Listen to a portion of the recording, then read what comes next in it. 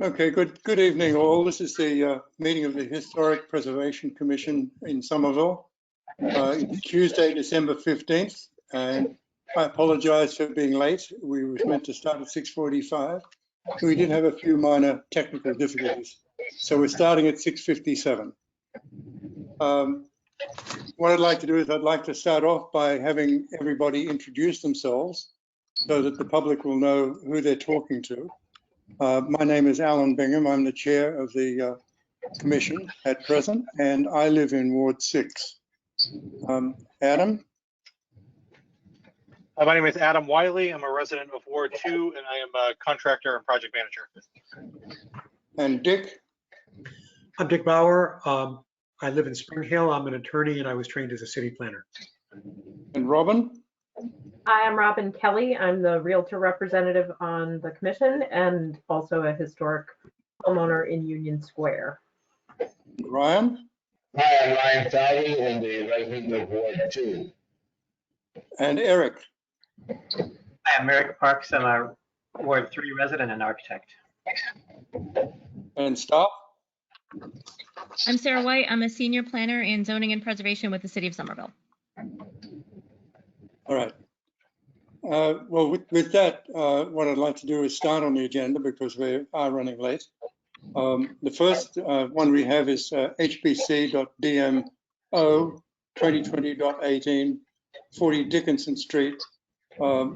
This was an application for demolition, and they've requested to withdraw their application.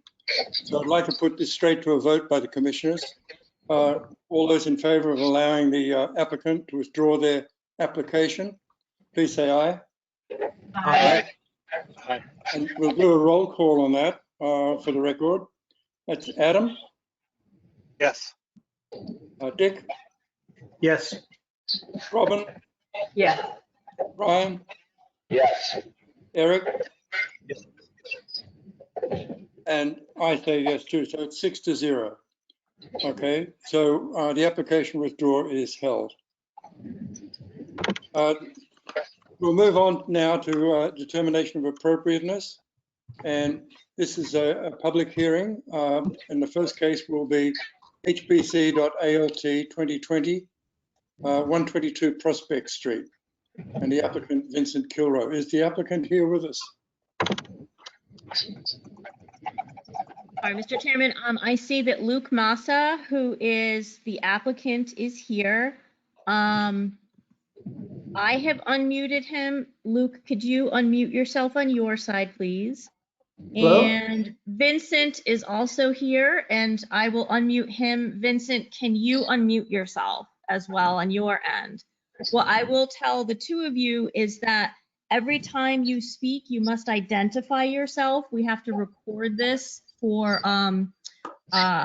according to open meeting law for legal reasons. So we always need to know who is speaking. So before you say anything or answer a question, please state your name for the record.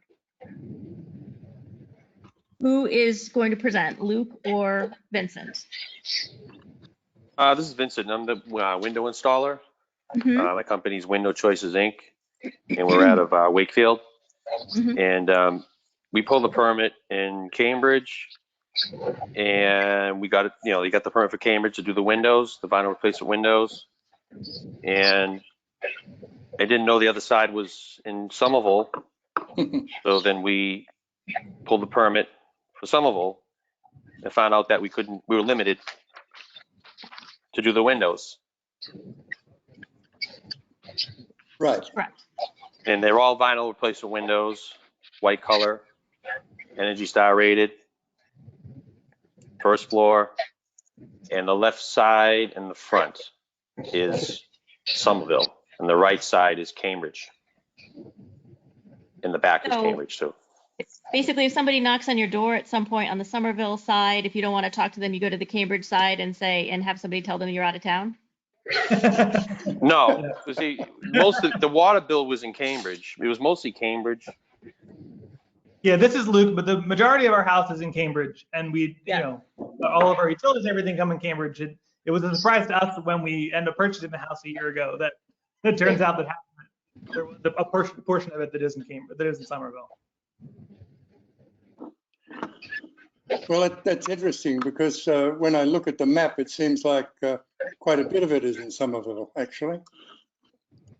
Well, yeah, so this is Luke again. The majority of our property is in Cambridge, but a good amount of the house itself, of this physical building, is in Somerville.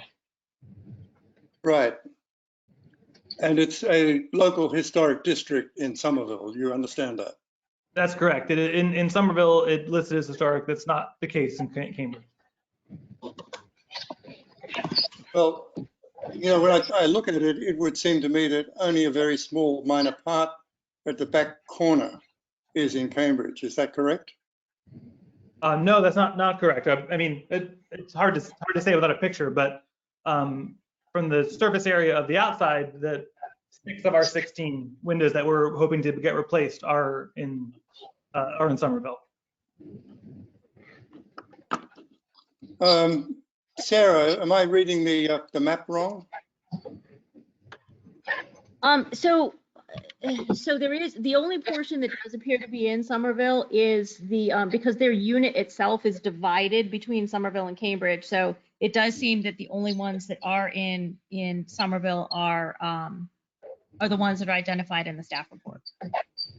So the map that you're looking at, is it a Google map?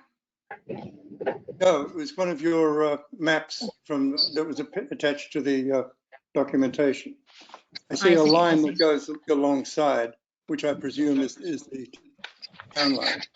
And it shows basically the eave, back triangular section of the house only is in Cambridge. So here's the...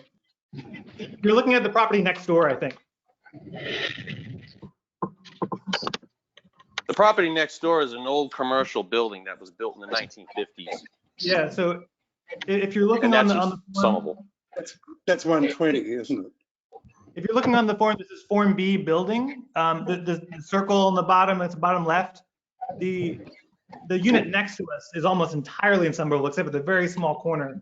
The unit below that is our unit, which is, you can see, sort of L-shaped and half. You only see the half of our house isn't actually a triangle. You only see the half that's in Somerville. Does that make sense? Yeah, I'm just trying to find the map again.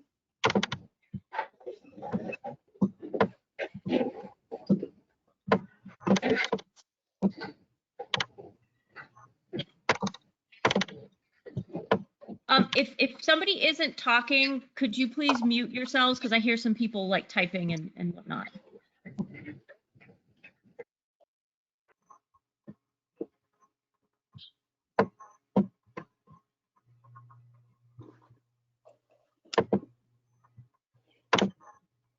Are you referring to the map in the Form B, Alan? Yes. So, Alan, that's page 5 of the PDF. Yeah. Correct. Okay.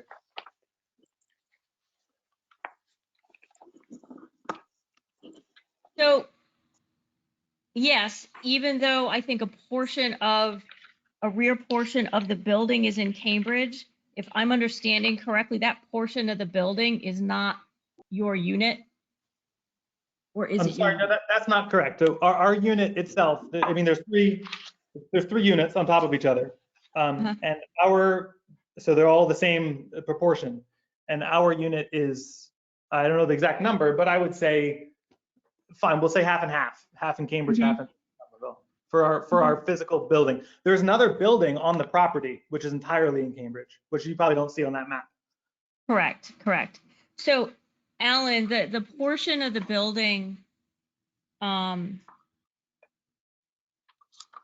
yeah, I think what's identified on the staff report is those are the correct windows that fall on the Somerville side.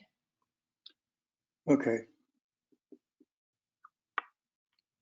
So did Luke Mather, did you want to add anything to the window contractors' comments?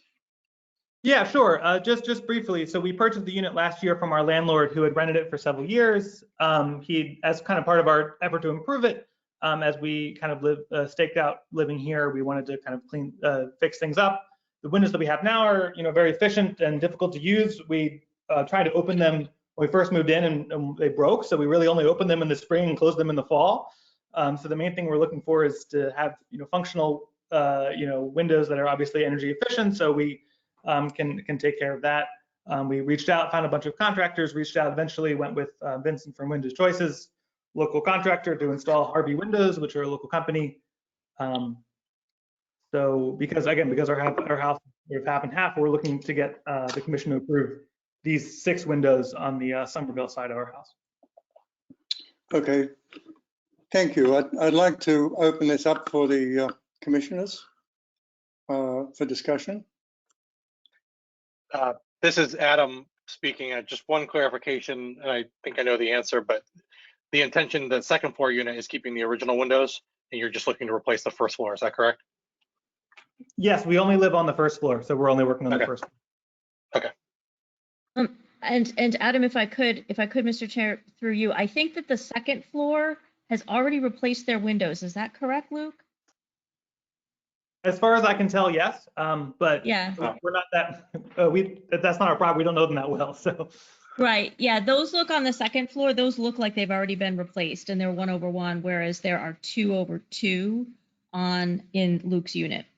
That's correct. And Sarah, in the report, it noted that unit 2, there was no building permit or permit found for that window replacement. But obviously, if another unit in the building does want to replace windows, they would have to go through this very same process with us.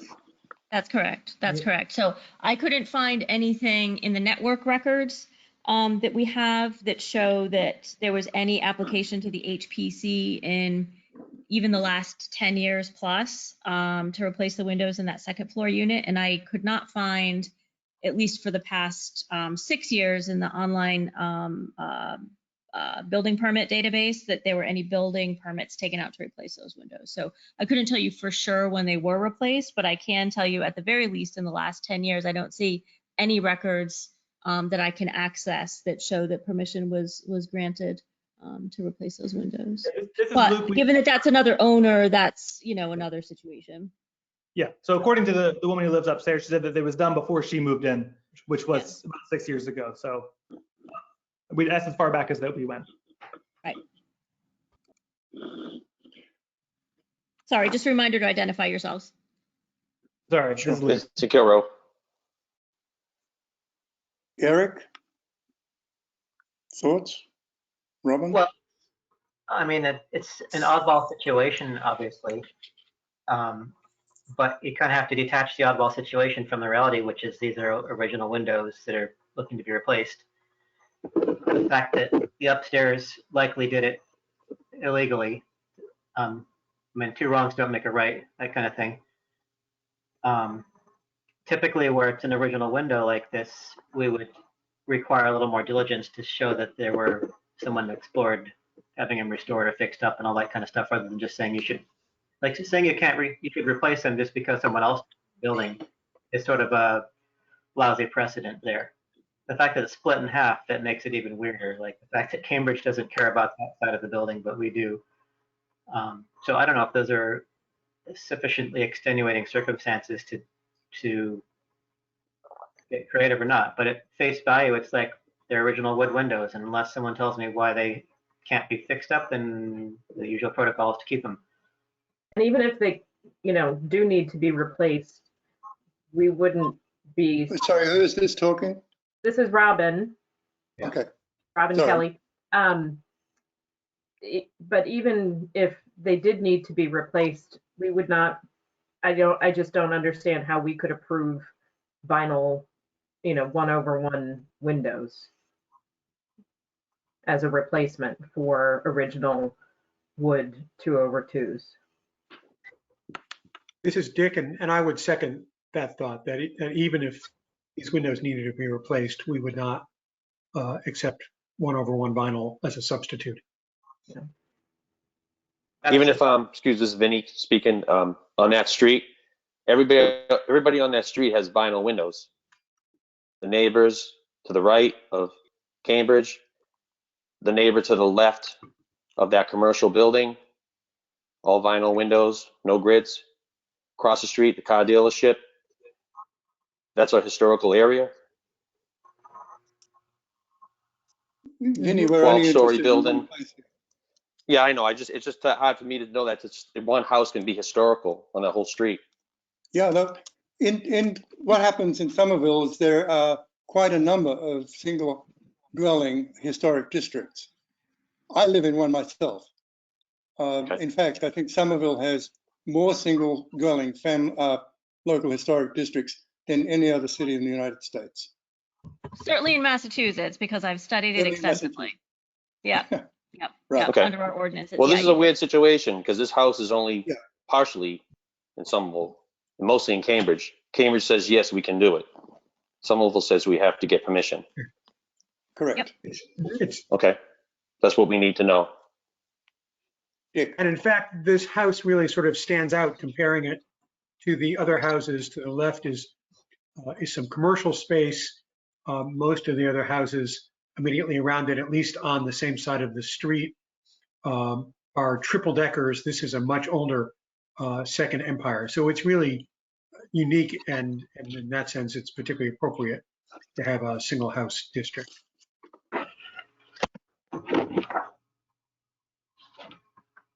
Is it the oldest house on the street? I would, Just by looking, I would say it's the oldest house anywhere close to it. Let me look on the other side of the street. On the other side of the street, looks There like is a mansard. closer Car to dealership? heading towards Mhm. Somerville, there then is at least one more Second Empire house. Mhm. Looks like the windows are done in that one, in vinyl. If I could step in, Vinny, it's not about the fact that there are other houses on the street that have vinyl windows. They're not local historic districts, so different rules apply. So Okay. it's not like zoning where, everything within a sort of neighborhood residence district or urban residence district all falls under the same rules and criteria. If something is a local historic district, and this has been since I think the 80s or early 90s, and others aren't, there are different regulations that do apply. Okay. Look, I'd like to pick up on this. Have you investigated having these windows restored? Hi, this is Luke. No, we haven't. Okay, because there've been quite a number of tests done on restored windows from old growth timber, especially windows that are over 100 years old. And they've found that it's been very little difference between restored original windows fitted with a storm over the new windows, which are double pane vinyl. Are you aware of some of these studies? Yeah, I mean, we didn't. Sorry, this is Luke. We didn't we didn't engage with any contractors, but we looked into both the options, and we decided that we wanted to go with, something that would be Energy Star, all these different modern things. Let me just give you a heads up here on test results done in Canada, where they actually restored the windows and they compared the value of the windows with new vinyl windows. They found that when they put it at 50 PA on the pressure, the equivalent leakage area was 35.4 on all windows sealed. Older windows was 34.6 and new windows were 35.6. So it's only marginal. And the calculation was that it would take 256 years to get an economic payback, and that vinyl windows would last probably 25 to 30 years. This is Luke again. I'm just wondering about, so in the side of the windows, there's the open air cylinder where the ballast goes up and down. I don't know the words, but I imagine that like we would fill that in with insulation if we were to replace the windows. And so having that large hole in the side, all those large holes in the side of the house doesn't appreciably affect the, that's just surprising, but I understand. So And I know what Luke's trying to say. He's trying to tell you guys that we take out the weights, the old weights in the channels, correct. and we fill them with insulation, with fiberglass right. insulation on the That's right. sides. That's You right. can't do that with the old windows. You can't do that. The old drafty ones he has in there now that are really bad. You can't open them. Well, all I was citing there was the air infiltration rates through the windows, not the insulation factors in the house itself. Right, but that's, sorry, this is Luke again, but that's part of the whole house. Like, it's not just the glass, right? It's not in sort of the situation where we just have a piece of glass and windows in the side. We have a house. Correct. So, Mr. Chairman, could I step in really briefly? And then Adam, Adam, you probably worked on a lot of this stuff before, if you'd be willing to weigh in as well. So I'll just give you a brief example. So I happen to live in a house that was built in 1735. So like yours is like a toddler compared to mine. So in my house, yes, I have I have some 9/6 windows and some 6/6 windows. I happen to have storms.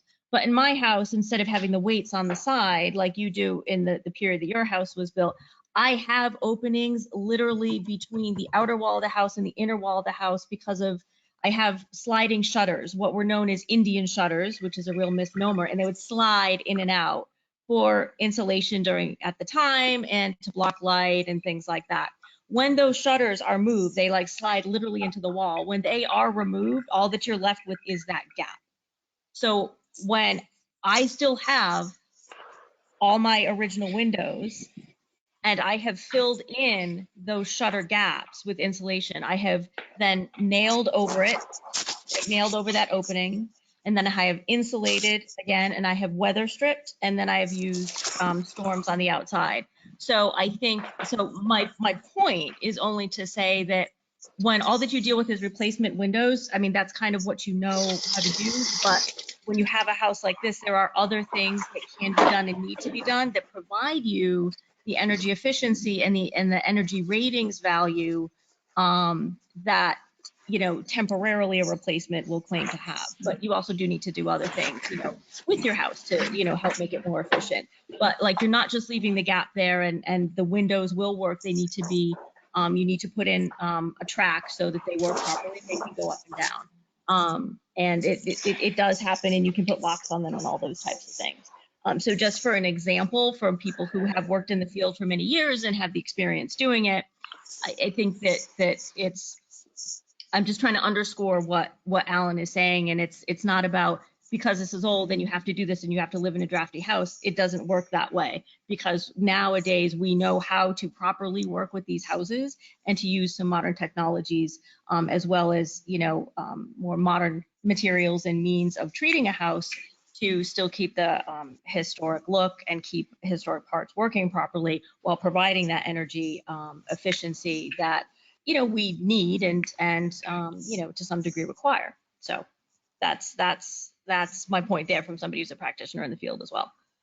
Adam, did you have you work on a lot of properties, and what Adam does is he is a contractor. He does a lot of historic restoration and things of that nature, and he just this is what he does every day. He can't work for you because that's against the law, but I think that he has quite a bit of knowledge.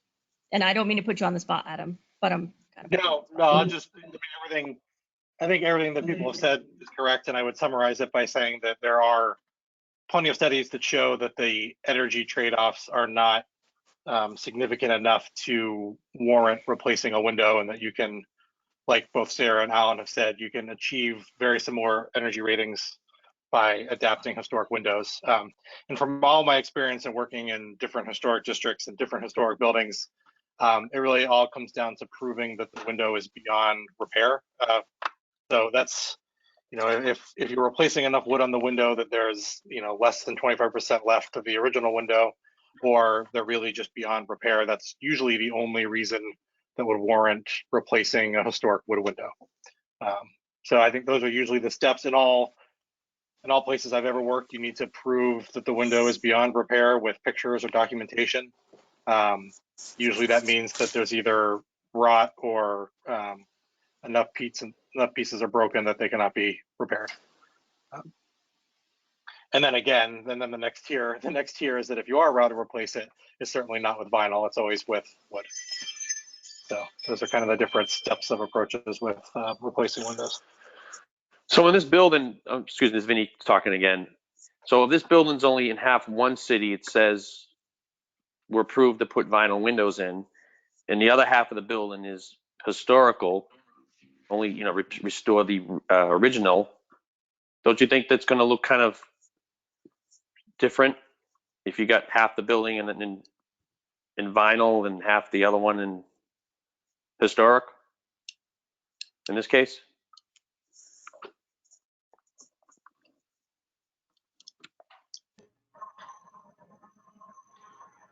I think that, Dick, you're muted if you were trying to. Yep.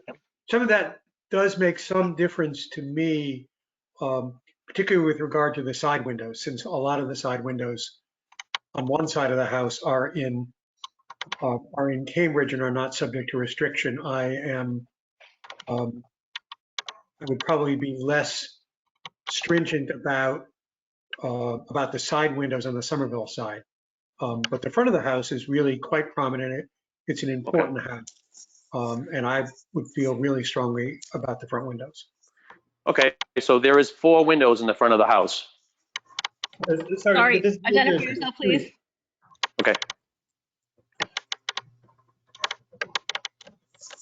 Sorry? Vinny, could you identify yourself, please? Sorry, before you talk.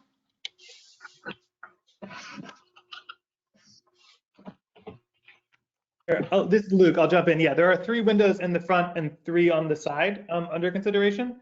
And the 3, so I think, so that was the next place I was going to go, was that the 3 on the side are facing the commercial property, which will maybe one day, up to you, maybe one day will be a large condo. They're having talks of that now. But anyway, so They've already gotten permission to take that down. What's that? I'm sorry? Yeah, you're talking about 118, 120 Prospect? Yes. Yep, that's already been taken care of and is under memorandum of agreement and will be taken down, and it's been before the commission already, correct? Okay, yeah. So, but yeah, so I wonder if we could sort of pivot to say maybe we only replace the 3 windows here on the side of the property on the Somerville side and leave the front windows as they are. The ones that are facing The ones in the bay in bay the window, front. you mean? The bay window, yes, correct. in the front.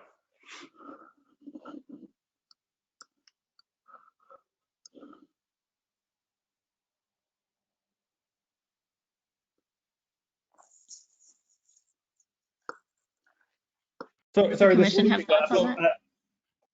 I don't know what the procedure for this, but I was wondering if we could request that the windows on the side of the house that will be facing the condo and therefore probably eventually won't be visible by the street to be replaced, but leave the bay windows in the front. Well, we don't know, do we, if they will be visible from the street or not in the future? We don't have that crystal ball, do we? This is Luke. Yeah, that is a good point. But if you look, I mean, I think to Dick's point, if you look in the front of the house, you know, the bay windows in the front are very pretty, and certainly as part of this character of the house. So I completely agree that, you know, that it's important to make that look nice. So I'm willing to sort of cede that point. But the ones on the side are kind of bare and drab, and I think replacing them doesn't really, in my view, at least impact too much the aesthetic quality of that side of the house. Look, we're interested in the purview is what people can see from the public way. I don't know if that makes sense to you in this context. No, I understand that. Yeah, so I was just trying to hopefully piggyback on what was said about only focusing on leaving the front and changing the sides. Can I ask Robin? Robin, you look like you have a skeptical look. Do you have some thoughts on this? Robin's our realtor.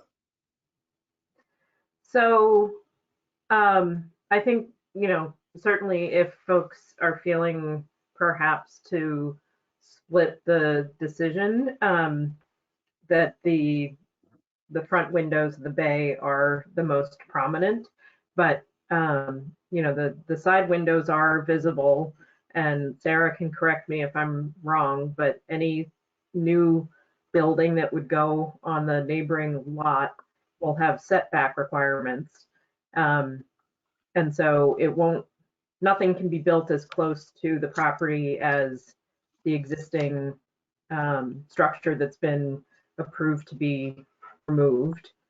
Is that correct, Sarah? I mean, right now the two buildings are really very, very close, but a new structure yeah. would have to have some amount of setback, which would mean that it would be more of the side would be visible from the public way. Some of it, yes. And through you, sorry, Mr. Chairman. So I was just looking through our permitting database, and there is a, we call it a certificate of zoning compliance, which mean, and the person who is building on the lot next door has what we call a by right project, meaning he complies with all zoning requirements and does not have to go before the zoning board or the planning board for zoning relief to get special permission. So it's a 29 unit development, and I am just going to share my screen really briefly. Charlotte, can I do that? I believe I can, yes? This is Charlotte speaking. Give me 1 minute to give you that permission, but yes, you can. Okay, so that at least you can see, get an idea of how much of a setback that there is going to be.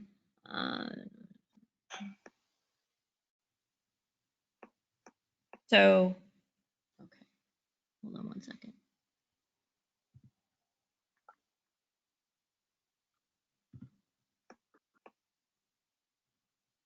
Can you see my screen? Mm-hmm. Can you see this? Can you see this plan? Yes, we can. Okay. So this is what they have submitted. So if you look right here where my cursor is, right, this is the right side of the building. This is Prospect Street. This is the right side of the building. So that looks like it is a 5-foot setback, which is what they have to meet. And so when you think about, if you follow my cursor down here, I want to point to the screen, and that's so annoying. If you look where my cursor is here on the bottom left, and if you're walking along Prospect Street towards 122, how much of a view corridor will you have to these windows that are back here on 122 is the question. So this is going to be roughly your view corridor, because from right, you know, right here, it gets harder to see back here. At least you'll see that there are windows, but I'm not sure how much you're going to be able to see what those windows look like compared to how prominent they are today, just because of the nature of the current lot. So it will really be an oblique kind of angle. It won't be nearly as visible as exists right now. That's correct.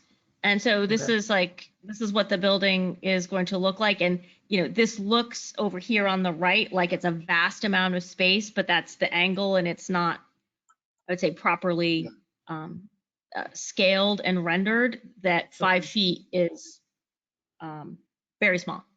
Okay. And Charlotte, correct me if I'm wrong, if you think I'm mistaken on that as you look through it too, because we both work on this type of stuff together, but that's what I quickly read that they are planning on right here. Let me add to that, the windows on Who's the side speaking? of the house that are proposed for replacement are quite far back. Yep.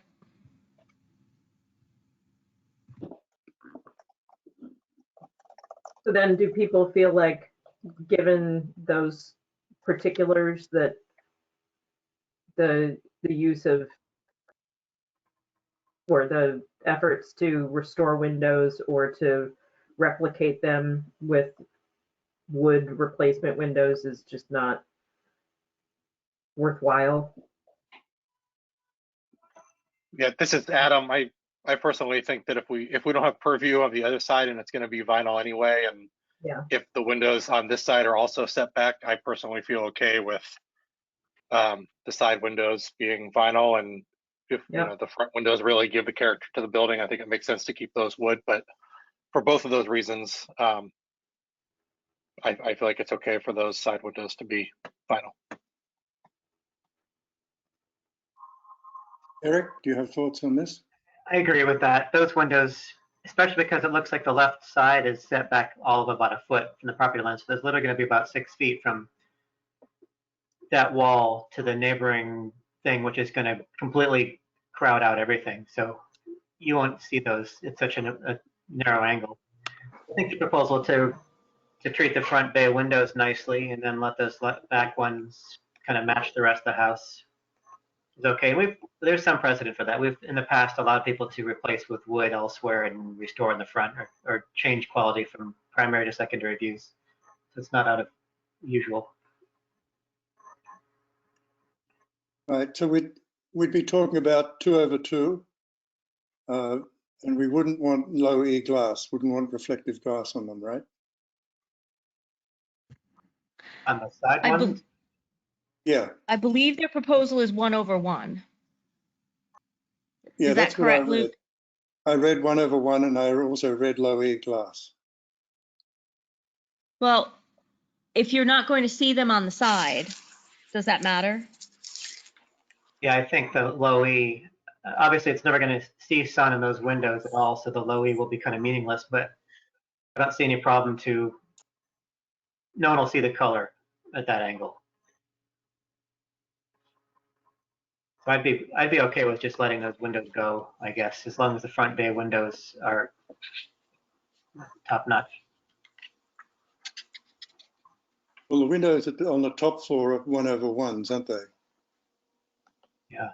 And after we are done, I want to ask Sarah if she could make a memo to follow up, given that it now appears that those windows were changed unlawfully, about whether we should take some action to ask at least to have the front windows replaced on the second floor.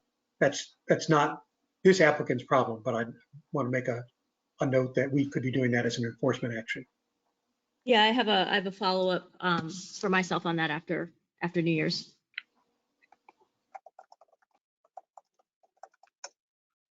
All right, so are we saying then basically as a group that of commissioners that the front windows should be restored on the street side, but the side windows could be replaced, and they could be replaced with vinyl windows, which would be 1/1s. I think Is that's that what where we're I basing- come out. I'm not thrilled with this, and it's really for me this conjunction of the fact that the half of the building is in Cambridge and therefore is Yeah. not regulated on the sides, together with where those windows are located in relation to where the new construction is going to be. I do want to encourage the applicant, though, to not simply leave the front windows if you're not satisfied with them in terms of weather tightness, then do get them restored, and I think you'll be happier with them once you have done that. Hi, this is Luke. Yeah, I mean, that's definitely something that we would like to look into, because, you know, it's nice to keep, as long as they're doing the work that we're doing, because we, like I said, we just moved in a year, or we actually have lived here for 3 years. We bought from our landlord, but we've just owned the property for a year, and then that sort of improvement is the thing that we are actively looking into. Well, there are a number of places, Luke, that do window restoration, and you can get a list. We can't recommend anybody, that wouldn't be ethical, but we can provide a list through the city staff. This is Luke. That would be great. Okay, then what I'd like to do is I'd like to put this to the, before I do that, this is actually a public meeting. So are there any members of the public that are listening in who would like to comment on this? And if you do, please raise your virtual hand on the GoToWebinar platform. Do you see anybody, Charlotte? with a hand raised? I do This is not. Charlotte speaking. I do not see anyone, but Meredith Shepard has submitted multiple comments through the chat feature, which we do not accept public comment through, but that suggests to me that she might wish to, or they might wish to speak. So I will unmute them to give them an opportunity to express their comments to the board in a way that the board can receive. Thank you. Hi, apologies. No, I was just, the board had, oh, sorry, this is Meredith Shepard. The board had asked some factual questions that I happen to have the answers to, just because I live in this building. I have no comment about the procedure. Okay, great. Thank you. All right, and is there anybody else in the public that would like to comment? Charlotte? I am not seeing anyone raising their hand or otherwise indicating that they wish to speak on this case. Okay, well, with that, what I'd like to do is close this section of the public hearing, so that we'll go back to the commissioners at this point. And what we're looking at is a certificate of appropriateness to replace the windows on the side of the house with vinyl windows. And this is HBC.ALT 2020.52, 122 Prospect Street. And to either leave the windows at the front on the street face of Prospect Street alone, or to have them restored, not replaced with vinyl windows. And they'll be replaced with 1/1's panes configuration. Is there anybody like to add anything else to that? Yes, Sarah. I would just like to add one more thing for the applicant and the contractor. So this is the vote that the HPC is taking tonight. Before you will be allowed to work on the windows still, before you'll be able to pull that permit, you need to have the certificate that is the documented outgrowth of this meeting submitted to the Inspectional Services Department. Okay, so that is a staff responsibility that we do.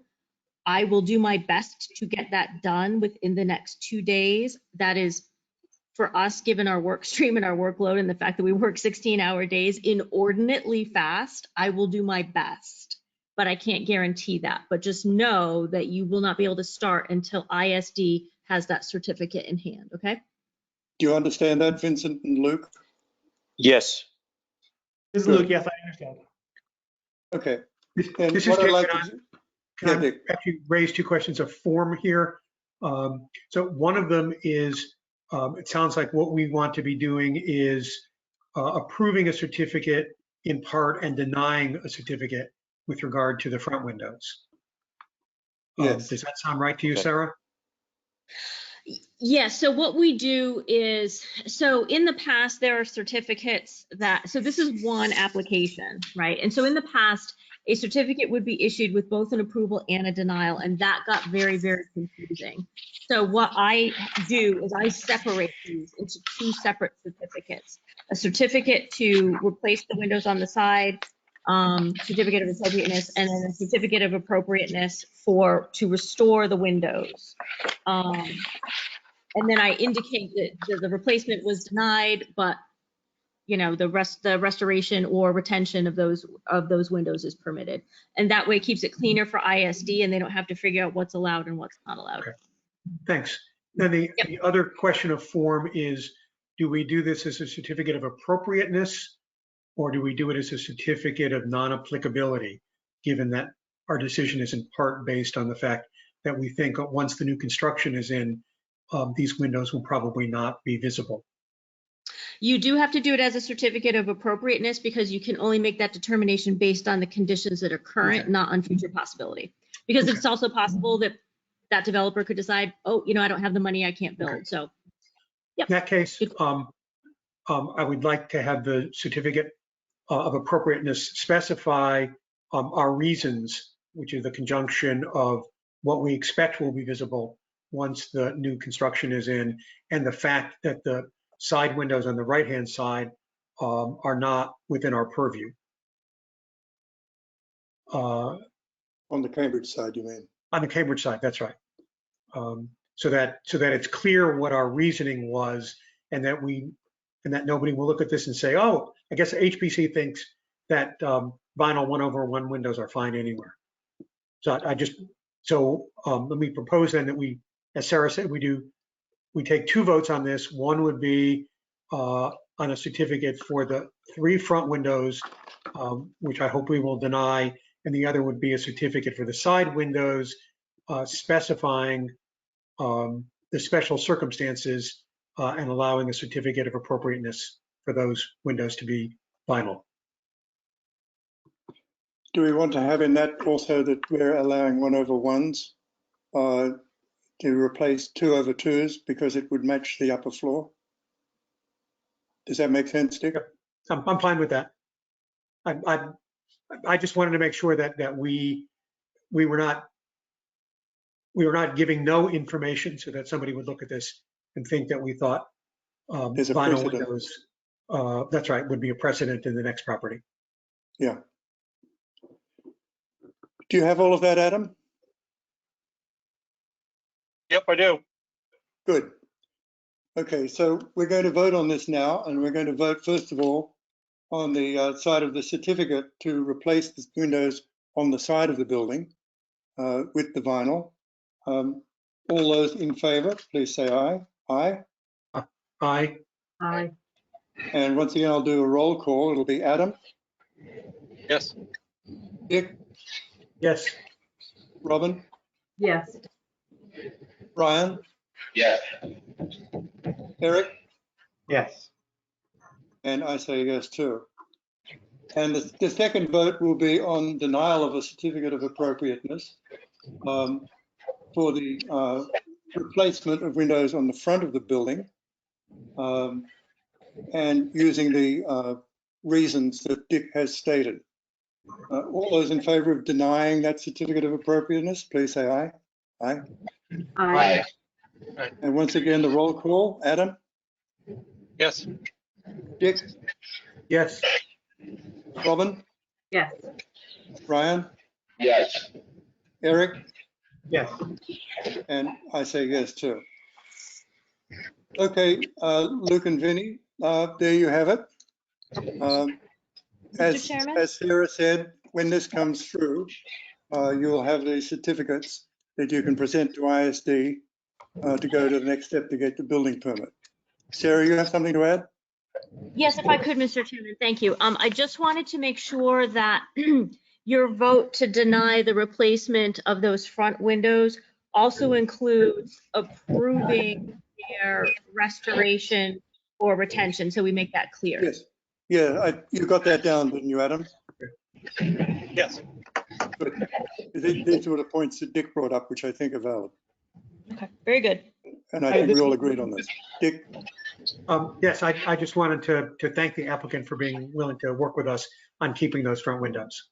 The building is a handsome building, and we thank you for that, and we thank you for working with us on preserving the front facade. This is Luke, and I thank you very much for your careful deliberation and your care for the integrity of this community. So one question I had, just a quick follow-up, so if and when we do restore the front windows, the procedure then would be we would apply for a permit, but the historical dispensation would have already been given, and then the permit will just be approved. Because I'm not sure when we're going to do that, but I'm not sure I just want to make sure I understand the procedure. So if I could, so any certificate that you receive is good for a year, meaning you must start the work within 1 year. If you haven't started the work within 1 year, then you do need to apply again for that certificate. So I will write the certificate in such a way where it makes it clear that the restoration or retention of those windows is appropriate. So if you start doing that within a year, you're covered. Just to add, if I could, it seems to me that that since this would be repair and replace in kind, that they can do it with a certificate of non-applicability at some point in the future, which could just be issued by staff without them having to come back for another hearing. Does that sound right, Sarah? Yeah, that would actually be a certificate of appropriateness. So we use a certificate of non-applicability for things that say like aren't visible from a public way or just outside of your purview. But we would issue a certificate of appropriateness for this. Okay. Did that make sense to you, Luke? Right. Yeah, so this is Luke. Yes, yes, it does. Thank you very much. So the point is that Okay. that can be issued by staff, so it would not need another hearing. Sorry, say that again. I was saying that that certificate could be issued by staff, so it would not, if they just came back 2 years and said, we're ready to restore the windows, they would just talk to you, you could issue the certificate without a hearing, and they would not have to be held up going through the hearing process. Am I I right? think that is, so that's informally the way we've done it. I would like to definitely formalize that with you all starting at the beginning of next year so that staff is allowed to formally sign off on that and reissue them, assuming that they're the same, so nobody has to do that. Yeah. Because we do want to make it easier, like you said.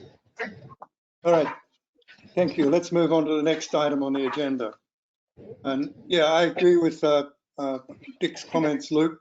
Thank you so much for working with us on this. It is a handsome building, and it'll add to the value to have the windows looking good at the front of the house as well. So thank you. Let's move on now to HPC ALT.2020-50, which is 48 to 50 Highland Avenue.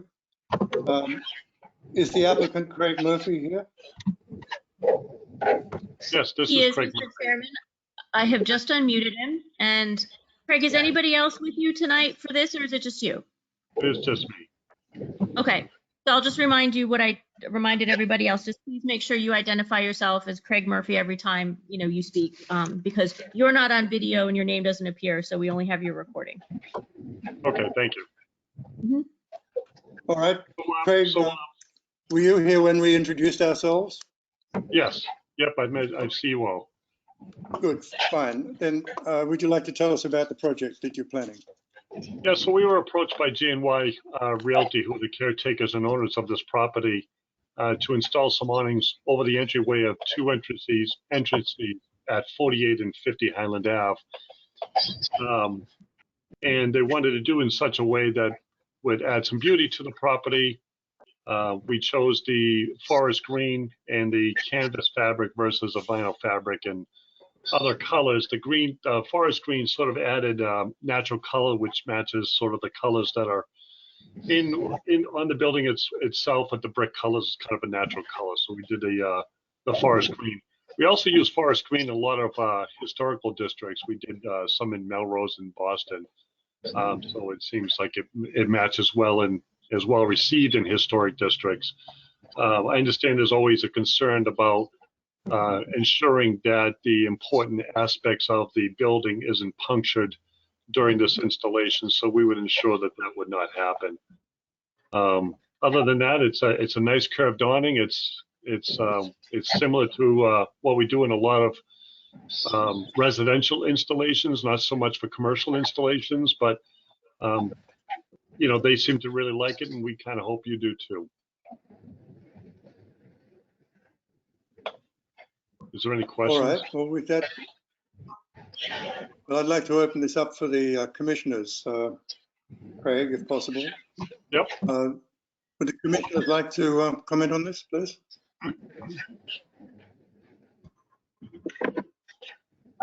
We seem to have lost Ryan. Sorry, someone talking? Yeah, Gary. There's plenty of historic precedents for awnings. If you look at any old picture of the streetscape, every single building had one.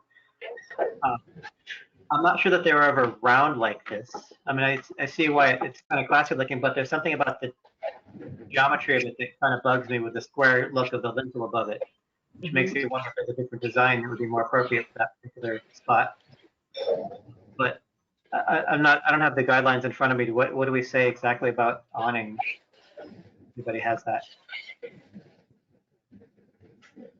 Sarah, you're on mute. Sorry. It's in so the guidelines that apply are in the report. It doesn't say anything about like the shape that an awning should be. So we don't address that in the current guidelines. Okay. So this is Dick, and you probably saw me nodding, and I saw some other colleagues nodding too. As you were saying that, I'd come out of the same place. Eric, which is the idea of an awning on a building like this seems appropriate, but that shape awning seems pretty inappropriate. The building is another second empire, but the detailing really is quite Greek in its character. And it really needs a rectangular shaped awning and not a round awning that would then fit into the front of it instead of this, to me, sort of odd effect of seeing the curved awning with the rectangular lintel behind it. Yeah, I'm just looking at the picture here. There's like these little odd leftover spaces there where the square lintel and the little plinths or the corbels and things. I mean, to me, I know for some it might be viewed as a step backwards in the design of awnings, but something simple with a slope on it in a nice color. And obviously we don't want to, I mean, it looks like your details have it getting installed through mortar joints anyway, so you're not really risking brick and destroying brickwork. That's good. But that would get my vote. You know, as I said, I'm fine with an awning, and it's nice to have something that covers you when you're coming out of the door. Hi, this is Robin, and I agree that the rounded awning that's partially covering the lintel looks strange. That it feels like it would be much cleaner and would not conceal the architectural detailing if it were inset into the door frame itself. And I do have concern about the potential damage to the masonry. We don't have dimensions of the bolts that would be used, but we know that the brick has very narrow areas of mortar between the bricks. And so it seems that setting it within the frame of the doorway would not only look better, it wouldn't conceal any of the architectural detail, but it would likely also do less long-term damage to the masonry. So this is Craig Murphy again. I don't really disagree with you with that. The round shape was to create more maybe of a friendlier look. It sometimes looks a little bit less bulky than a rectangular one, but I don't disagree with any of your thoughts. We can change that up.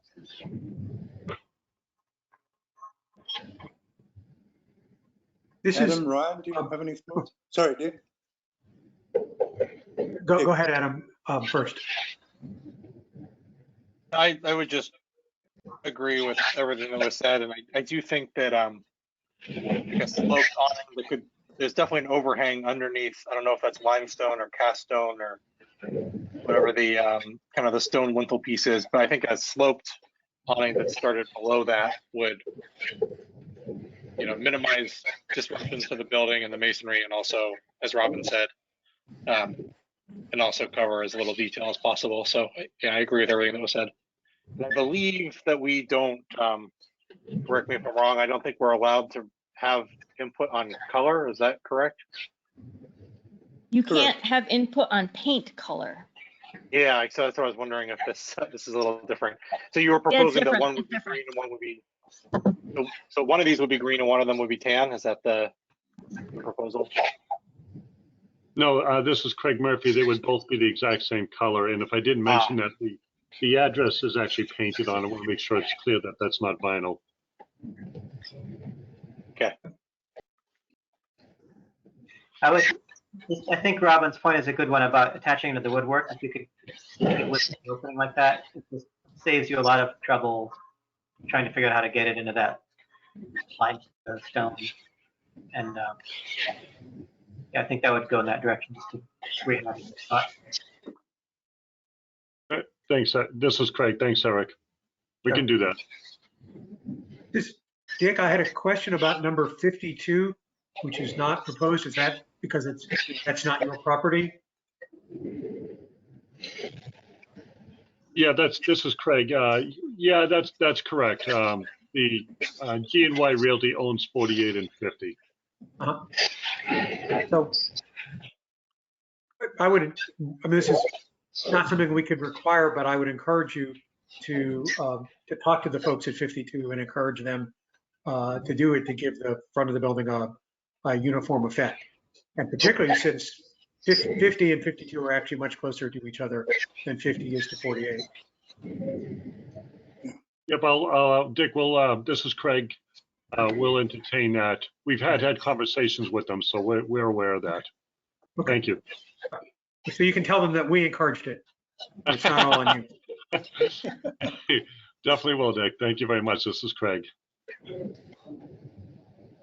Okay, Ryan, did you have anything to add to this? No, I fully support all the comments and observations that have been made. Okay. So once again, this is a public meeting. I'd like to open this up for any public comment. Is there anybody, Sarah, in the public who would like to comment? Let me see. If anybody has any comments, please use the raise your hand feature. And I do not see anyone. Okay. Well, hearing that, I shall close that section of the meeting for public comment.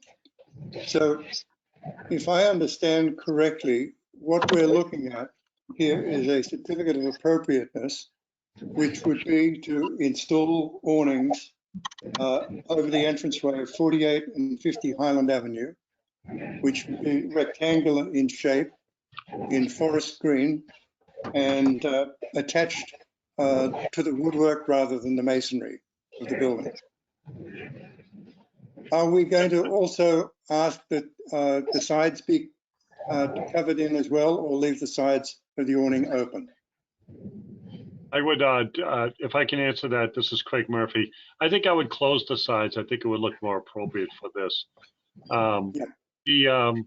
If I thought, throw it out to you, if I thought I needed more secure fastening than just the wood, I don't think I would. Would I be able to go into the mortar joints on the side? Thoughts, Eric, Robin, Dick? Let's go look at it again. The reason why I say that, I just don't know if there's some moldings right on the very edge where the brick and the wood matches. It looks like there is some moldings there. If you look at 52, and they're all kind of similar. If you look at 52, you get a clearer shot at the opening right there. And to me, that would say it'd probably be a little bit better if I can go into the mortar joint on the brick.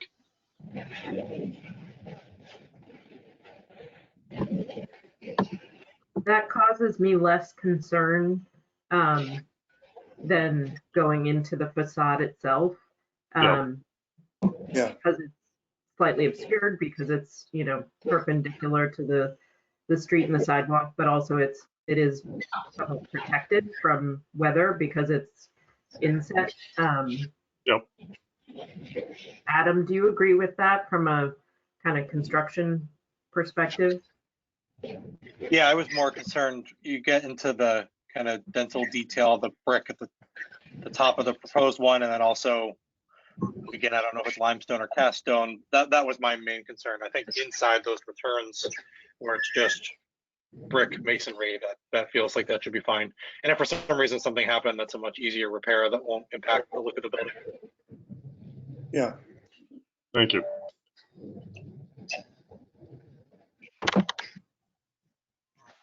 All right. So are we, any other comments that the commissioners would like to make, or are we ready to put this to the vote?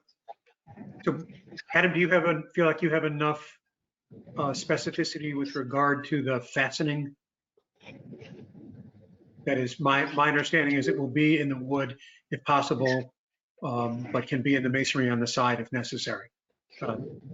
In the mortar joints in the masonry.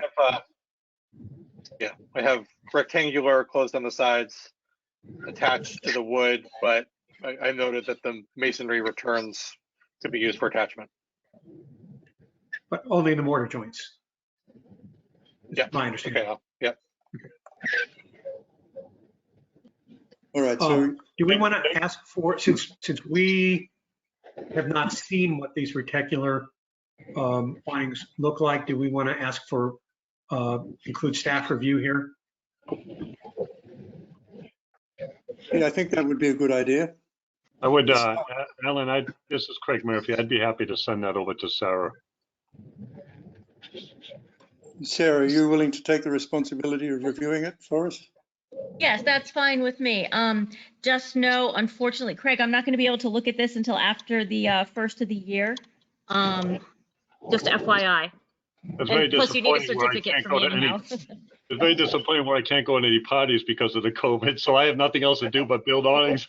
I hear you. I hear you.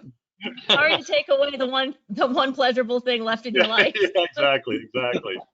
Secondly, is I bought this new camera. I'm very disappointed you cannot see me because I look fantastic. Did you take my video off, or are you just not able to see me? No, unless you're a member of staff or the commission, okay. Yeah, nobody from the public appears on video. Right. Maybe I'll send a picture along with the awning.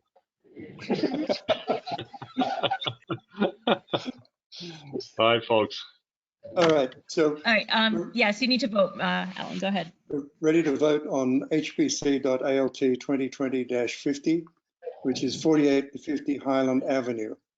And this is to install, a rectangular forest green canvas awning over the entranceway of both 48 and 50 separately, which will be preferably attached to the woodwork. And if it can't be attached to woodwork, then attached to the masonry through the mortar joints. And an image of the actual awning, which will be on the top and closed in at the sides, will be presented to staff for review and approval. All those in favor, please say aye. Aye. Aye. Aye. Aye. Aye. Now we'll do the roll call. Adam? Yes. Dick? Yes. Robin? Yes. Ryan? Yes. Eric? Yes. And I say yes too. Okay. 6-0. Okay. Craig, are you happy with that? I think I am. I really appreciate everybody and your thoughtful questions and looking over this project. I think you really made it a better project. So thank you very much. Well, thank you for working with us, and get that information to Sarah as soon as you can so that she can make sure she gets it in the queue of things to look at and review. Thank you. Thank you very much, everyone. Have a good night. Good night. Good night. All right, bye. Let's move now to the next item on the agenda, which is HPC.ALT.2020-46, 141 Central Street. The applicant, David Bischoff. Is David here? Yes, he is, and I will unmute him. David, can you unmute yourself on your side, please? Hi, this is David. Hi, and I'll just remind you what I did for everybody else. Every time that you speak, please state your first and last name, just because this is recorded and we can't see you and we don't have your name on the screen. Okay, this is David Bischoff. Thank you. So, David, were you online with us when we all introduced ourselves? This is David, yes. I've been here. Okay, then we don't need to introduce ourselves again. Would you like to tell us about this project, David? So this is David again. I purchased the house about 1.5 years ago, and my unit is the only one of the 5 in the row that doesn't have an identical front fence. So I was hoping to install the same front fence that exists on all the other units. That's about it. Good. All right, I'd like to open this up for commissioners.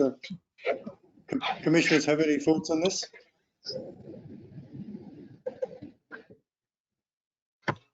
Eric, Dick, Ryan, Adam? Hi, this is I think Robin. this one calls for the least discussion. I say yes. This seems like a no-brainer to me. Yeah, why not? Adam, you're looking thoughtful.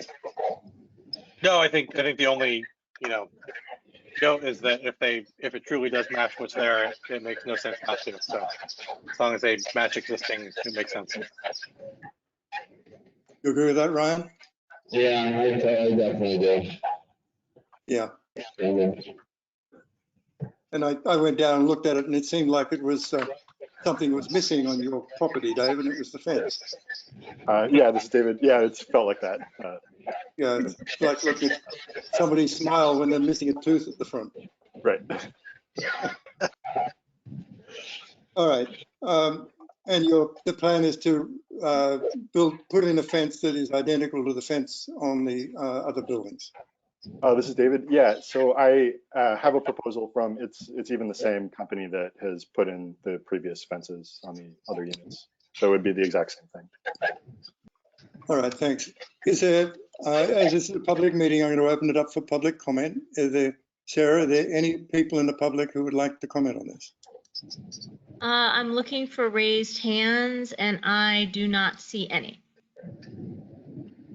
Okay, and given we don't see anybody who would like to comment from the public, we'll close that section of the public meeting.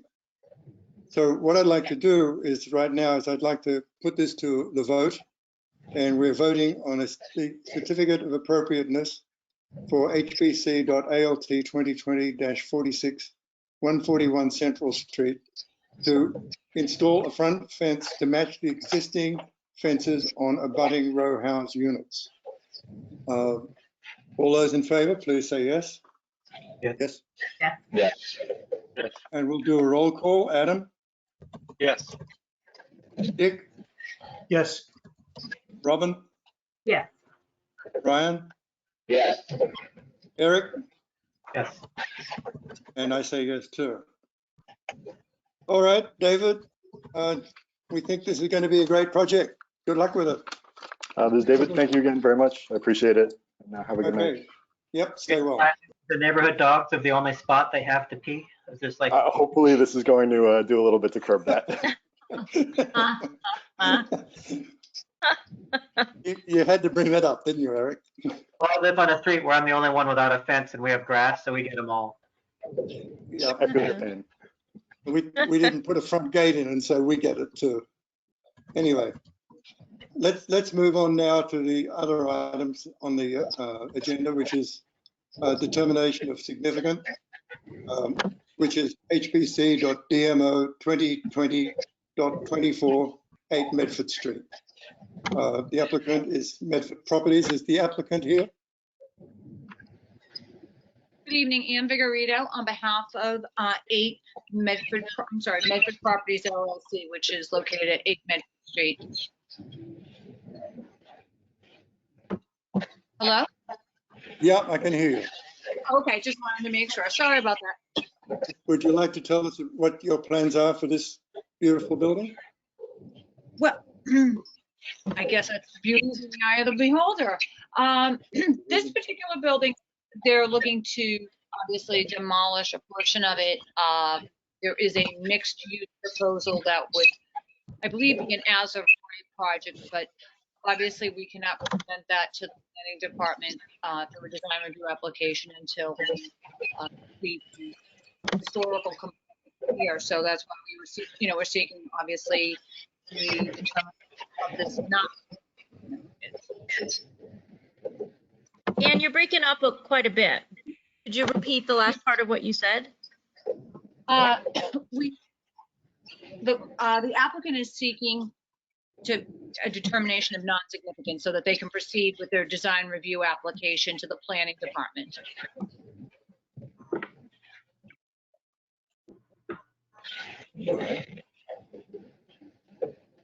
I'd like to open this up to commissioners for comment.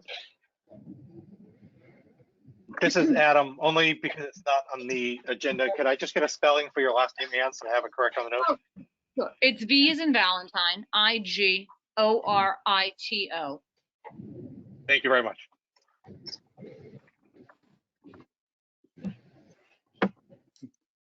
Robin, what is your realtor eye saying looking at this? This poor building. So I think, it was not built to be a beautiful building.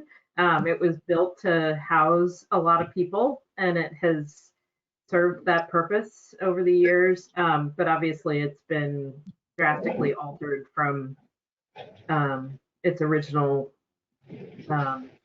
presentation in terms of fenestration and siding and all of that. So, you know, the form is there, the massing is there, but there's really nothing else that's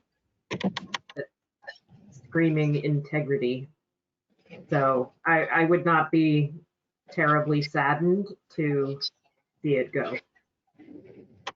Robin, you know, as I read through the report for this evening, it's funny you said that. You know, on page 2, it talks about this was the slaughterhouses gave the area of a particular character that made them undesirable, except for only the poorest and most recent to live there. And I think, unfortunately, that's what this building has become. The vinyl siding on top has made it quite unsightly.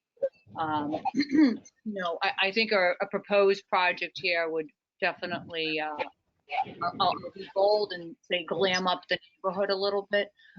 You know, it's sad because I don't know, I don't really see how you could restore this building. And I, you know, we through the report, I don't see any old photographs. There might be Sanborn maps, I think, in here, but so I really don't even know what this building originally looked like, to be perfectly honest.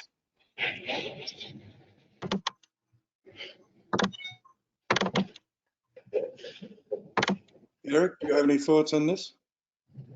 Yeah, I would concur with Robin there. I think, it's not a good enough example of anything in particular. It's been very modified. You could, I suppose, you know, if you had a bucket of money in Goodwill, you could take it, strip the siding and restore everything and bring back the cornice. But the whole first floor is gone. I just don't think there's enough integrity there to make it worth anything heroic like that. And at the end of the day, it doesn't really speak to, it's not a prime example of anything noteworthy. It's not like it's, you know, worker house from 1840 or something. So I would concur with Robin's sentiments on this one. Ryan, Adam?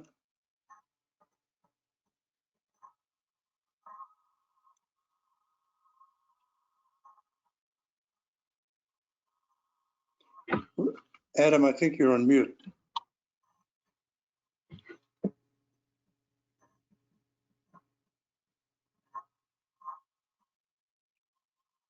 Dick, do you have any thoughts?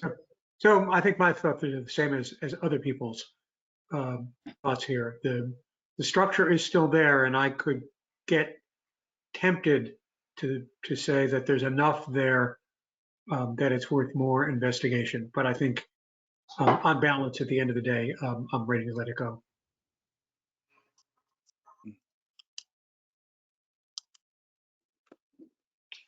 Adam, Ryan?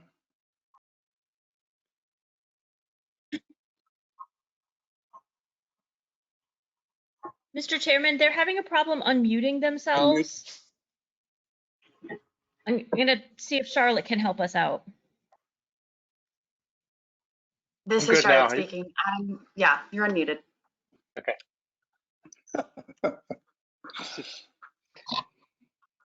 I almost broke my mouth trying to click the button so hard. This is Adam. My only comment, and it might have been said, and I missed it when I was trying to unmute, but it truly stands on its own as well, and it's not part of a streetscape in any way. It's kind of its own little island. So that's my only additional comment. Yeah. Ryan?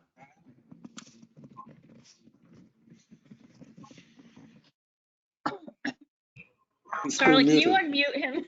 Unmute Ryan. Sorry, Ryan. Ryan, you're unmuted. Thank you, Charlotte. That was smart of you to mute me, though. A lot of people would like to do that. I agree with all comments, but I think Robin hit the nail on the head. I think the purpose of this house when it went up was just to put people in there. They're working that area, so I know, and I don't think there's anything significant about it. So I would agree with the consensus so far. Yeah, I basically agree with everybody on this. I went down and had a look at it, and I think the most exciting part of it was the side entrance door off the parking lot when you drive in off Bedford Street, which is a kind of interesting way to get into the building. But the massing is there, but nothing else is there anymore. So, and it is actually right next to the railway line too, as I recall. And it's standalone. There's nothing to compare it to around about.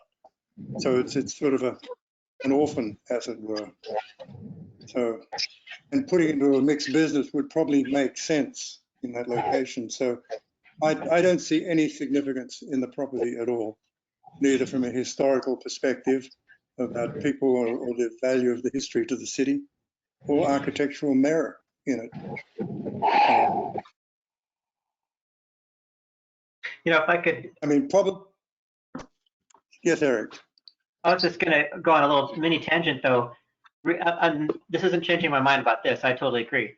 But reading the report that Sarah did, which is really interesting, it'd be cool if we could have some little sliver of what used to be down there. It's not gonna be this, but I don't know what's left. It would be a reflection of the way that whole area, is it a factory building? Is it a little tiny couple houses together that were, anything that could kind of reflect the character of that area?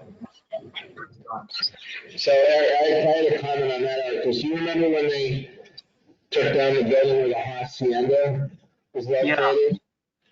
So I remember we had a meeting about that, and there was a property right across the street, like a little corner area, and they're supposed to be putting in some sort of representation of what has gone on with meat packing and the kind of workers' housing in that specific area. I believe that was the condition of the change of the Hacienda. Incorrect, and I work right around there. I haven't seen anything go up there, but I don't know, sir, if you would have any knowledge. And that's to mark the area. Yes, if I could, Mr. Chairman. Yes, that is correct. There is supposed to be interpretive signage that's going up. And the reason it just hasn't gone up yet, quite frankly, is because we haven't coordinated. Christy retired and she was going to be handling that. And then she retired. And so we just haven't had the staff available to do that. But the applicant is aware of it. The owner's aware of it. We're aware of it. And we're just behind on our end, quite frankly, because they've actually reached out to us to get the signage up. Right. But I'm hoping with another hire at the beginning of the year, we'll be able to catch up on a lot of these things. Well, let me ask if there's any members of the public here who would like to talk on this. Sarah? I see that there's a Stephen Lombardi who has raised his hand. So Stephen, I'm unmuting you. And if you would unmute yourself, then there's a Marie, I think it's Sacoccio. Excuse me if I mispronounced your name. I will get to you next because I see your hand up as well. And Stephen and Marie, I will just remind you, state your name, first and last name for the record every time that you speak, because this is recorded and we don't see your names presented. Stephen, it looks like you're all set and ready to go. Hi, this is Stephen Lombardi. I'm new to this kind of situation. I am an abutter to this building. I live at 48 Warren Street.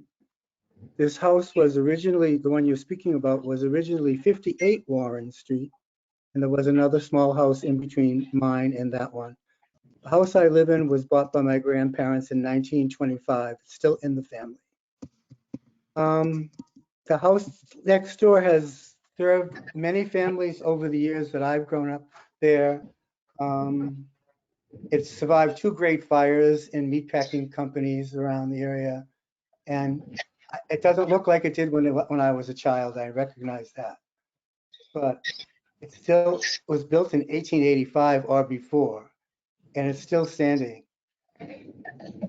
Before, my house was built in 1868, and it's still totally occupied and functional. So just because something's old isn't pretty doesn't mean it should be knocked down. True. So, and it's also the only part of Warren Street. My house is a border property, half in Cambridge and half in Somerville, pretty much equally. And it's sort of, this end of Warren Street has always sort of been illegitimate child of Warren Street treated as, because Somerville has never treated it with any kind of respect over the years. So I just like to make that point. I don't understand why this building, which has been totally occupied my whole life, needs to be destroyed.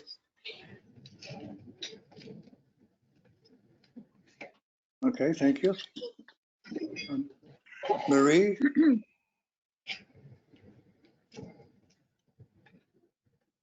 I should unmute myself first. I do that every time. Marie, I'm going to unmute you right now. If you would unmute yourself and again, state your name and address, or state your name for the record and your address for the record as well. Marie Sacoccio. Actually, I live in East Cambridge, 55 Otis Street. And my grandparents lived and my father grew up on Warren Street, so I was very familiar with the area. And in my lifetime, there were two huge fires having to do with the slaughterhouses. In fact, there was a third in the 1800s, actually. The fires were so forceful that residents had to get up on the rooftops to wet them down. So I think it's pretty amazing and significant that this one house actually survived because it was so close to the fires. Indeed, part of the slaughterhouses is across the street, and you still see the nice brick edifices. But I think it's I know that it was created for the poor workers, obviously, in the area, but that doesn't mean it's not significant. I think it's probably 1860s. I mean, I went on the Registry of Deeds today and I traced back to 1867 anyway. I do believe it was 58 Warren Street. Somehow it got changed to Medford Street. It definitely is an interesting area because of the slaughterhouses. And I saw in the report a mention of a case, but there is another case, Tyler v. Squires, and it was brought by the residents. Public nuisance written up in the New York Times. The city of Cambridge officials actually testified against the residents, but the residents actually won. And the result of that was the prohibition against rendering of fat within the city limits. What role Somerville played in that case, I'm not sure. There's 600 pages to the transcript. The transcript is online. I'm going to scan it and see what role Somerville actually did play. So it's a little house. It probably was built, for workers there. I think it's significant because of that. I think it's significant because it's within the context of East Cambridge, and Warren Street was an incredibly political, social, cultural mecca.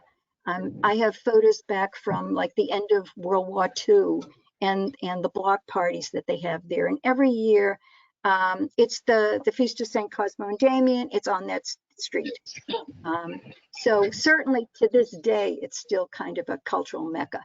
Maybe not to Somerville. That's the irony of it. I always think of that as Cambridge, but to me, it's significant. So if you want someone to argue that the house should be saved, I would say, yes, it should be saved.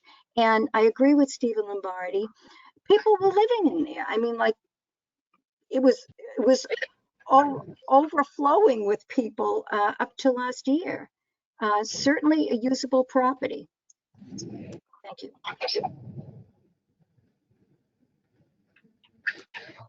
Thank you. And I was there. There were, I think, 3 or 4 cars in the parking lot. So obviously people are living there. Right.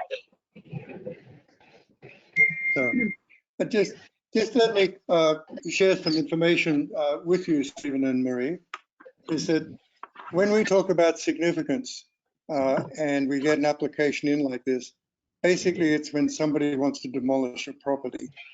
And the determination of significance actually starts off a discussion on what's going to happen to that particular property. If, for instance, we decide tonight that the property is significant, then this property, because the application came in a certain time frame and overlapped between 2 different ordinances that the city has put in place would then be determined the following month, which would be in January, as to whether it was preferably preserved or not, and what preferably preserved would mean. Preferably preserved could mean anything from documenting the property thoroughly and allowing it to be taken down, right through to actually rehabilitating the property on the spot or moving it to another location. Somewhere in that continuum between the top and the bottom would be where we'd come to the meeting of the minds. And we would have, in this instance, 9 months to discuss that and come to that meeting of the minds. Now, because this application came in before the change in the ordinance, that period would be 9 months. If that application was to be made today, that negotiation period would be 12 months. That is the difference that would make. So when we look at whether a property is significant, or whether when we look at a property as to whether it should be preferably preserved, we follow the guidelines of the National Park Service and the Secretary of the Interior. And we look at several things. We look at the importance of it to the city and its uniqueness. We look at also if somebody of historic merit lived there, that makes it worth making it almost into a shrine as such.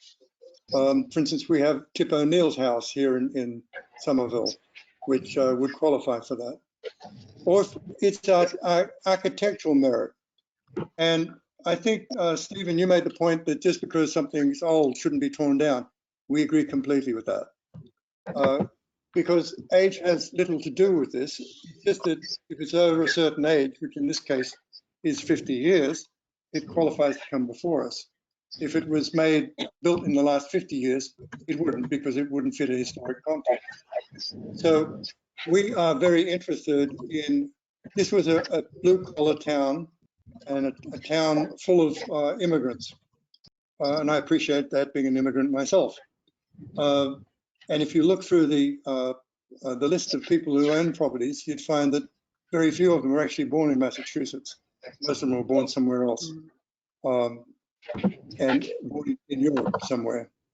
So basically, if we look at it from the architectural merit perspective, we look at workers' cottages, we look at commercial buildings that have architectural merit, and we look at that in the context of what is the massing, what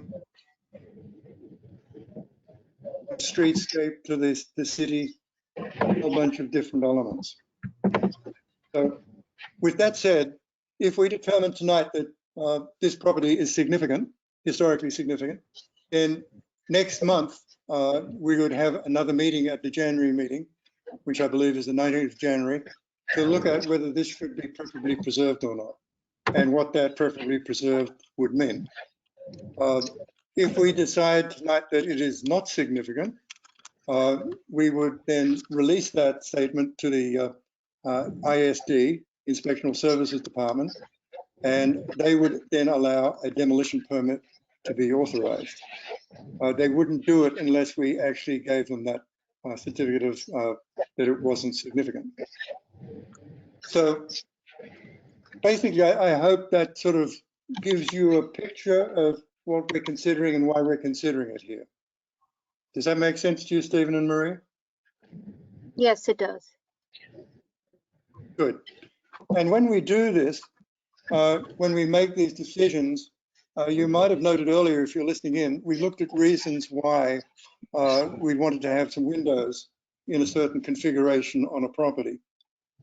We call these the findings, and we'll be looking at whichever way we decide on the significance, whether it's significant or not significant, then we'll have reasons why, and we call these the findings.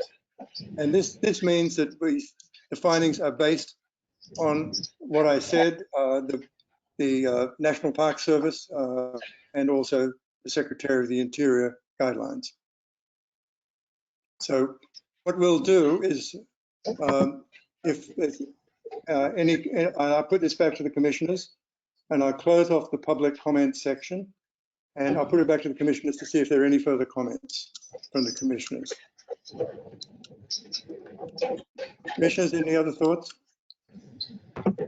Well, just one thing I would add, Alan, is I know that when there was the review of the property over where the hacienda was, it absolutely, in terms of putting up some sort of markings or signage, it was, based on recognizing the, the interesting history of that area and the meatpacking businesses that were there, and the housing, the workers' housing that had been there over many years. So, it totally was in support of what John and Marie had said about the significance of that area. And I thought that, I'd be curious to see what they end up putting there.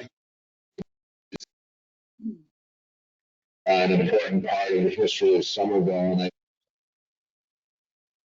shot there. You break that pretty badly, right? I do believe that the intention of that spot there is to memorialize some of the items that they were talking about. Okay. Thank you. Yeah. Any other thoughts? I think I appreciate their points, those are good points. And it's not totally without a little bit of grief that I don't mean to knock this house too much. It has a vibrant history. It reflects, 140 years of life. I just think from a historic preservation angle and integrity, it's been so modified that it doesn't really demonstrate a lot of its history other than just the fact that it's a mishmash. So, and it's not a really easy thing to say, but I think that one just doesn't kind of rise to the level of being a good reflection of that neighborhood.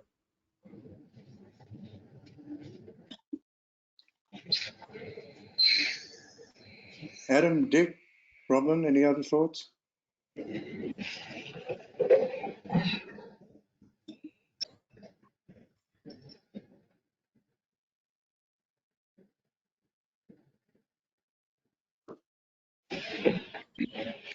No? All right. And I think it's time that we put this to the vote. We're going to vote on the significance of HBC.DMO 2020-24, which is 8 Medford Street. Those in favor of declaring this building significant, please say yes. All those in favor of not declaring it significant, please say yes. Yes. Yes. Okay, I'll do a roll call on that. Adam? Yes. Dick? Yes. Robin? Yes. Ryan? Yes. Eric? Yes. And I say yes too. All right. Thank you. I'd like to thank the members of the public for their comments, and Anne Viganto, is it? I'm sorry, I didn't really get the pronunciation. I'm sorry, Anne Vigorito. Okay. Thank you, Anne. Sarah will be back in touch with you. Thank you. Thank you to everyone. Happy holidays. Thanks, You man. too. Stay well. Stay well, everybody. Be well. Please. Okay. With that, what I'd like to do is end that part of the meeting and move into other business. We've got minutes to consider. Has everybody had a chance to review the minutes for previous meetings? Mr. Chairman, if I could, the only minutes, unfortunately, I was able to get to were the October ones. Yeah, the only ones I got. I still need Eric and I still need to add one thing to the special meeting minutes from November 4th. I'll have those for you in January. They, I went through the October ones. Sorry, Eric. When I do my meeting minutes, do you want me to massage them into this? Just take the format. Looks like I have a document here, or just give you raw notes. Like, what do you prefer? You would need to put them into that format that you saw Okay. before you. Yep. So as I'm looking at an editable document, not just a PDF, so I could do that. Yep. Right, Okay. right, correct. And I will ask you that when you finish, if you could send me your raw notes now, because I do need the raw notes in order to write up the certificates in a timely fashion. So Adam, even tonight, I don't care what they look like. I know you got the gist of everything. And if you just send those to me as a refresher, like tonight, so that I can start writing up certificates too, that'd be huge. And Eric, if you could do the same, that'd be great. And then you can pretty them up in the meantime, and then if you just send them to me like a week before the next meeting so that I can get them out, that'll be great. All right. And is there a Word file out there somewhere of a previous that I can add, or is it better just to do it, put it in the PDF? Actually, if you could just, the draft minutes that I sent you for tonight from October, is that in a Word file? Yes? Yeah, just open it up. Maybe think of it. Yep, so just Yeah, open okay. open that Word. I'll use that. Yeah, and just use that same format. Yep. Great, okay. All right, let's get back to the October minutes then. Has everybody had a chance to go through them? Yes. I didn't have any comments on them. I didn't have any. None from me. All right. Motion to approve them. Would somebody like to move that we accept the minutes for 10:20? I make a motion to approve them. The meeting minutes from 10:20. Okay. I'll second Okay. that. Actually, we should vote on it, shouldn't you? Second that? And we'll vote on that. All those in favor? Aye. Aye. Aye. Once again, the dreaded roll call. Adam? Yes. Dick? I abstain, I was not there. You can still vote on them, but Robin? Yes. Ryan? Yes. Eric? Yes. And I say yes. Okay. The next item down here is HPC officer roles. What did you have in mind for that, Madam White? So unfortunately, so actually now I remember why I called you on Friday, Alan. So unfortunately I've heard from Mark Sternman, and after the February meeting, he is going to be resigning from the HPC. So as you know, he's our vice chair, so we will be in need of a vice chair. So you all have until February to think about it, but that is a need that we do have. I've let everybody who needs to know in the planning office, I let them know about a week or so ago, as soon as I heard from Mark, so that we start putting together and putting a call out for commission members. The thing that the hard thing to control with that is that we can put out the call for commission members, and the challenge is getting people to apply. So there are people interested. The other challenge is that they have to go through something called the Appointments Advisory Committee first, right? A new applicant does, which is something that existing members don't have to do. So they have to go through that first. That tends to be a little bit quicker, but then one of the challenges is, quite frankly, is when the confirmation of appointments committee of the city council actually decides to take up a recommended appointee. So the person who just went through the interview process for a new position on the zoning board, she was recommended in February, and they just discussed her like last week. It's encouraging. So, huh? That's encouraging. Yeah. Yeah, So really. when they are existing people on a board and you're just going for reappointment, it's a little bit easier for us from a quorum standpoint, an active member standpoint, because you can stay a member of the board until your appointment is either, your reappointment is confirmed or denied. So, but this would also give Adam the opportunity, if he so desired, to move from an alternate member to a full member. Yes. If you were interested in doing that, you would still have to go through the confirmation of appointments committee. But it's an option, and you had a very successful stint in front of them last time, so I wouldn't be particularly worried. But I mean, it doesn't matter. You can still fill your role. You can still fill whatever role that you have and engage in discussion. The difference being is if you're a full member, your vote.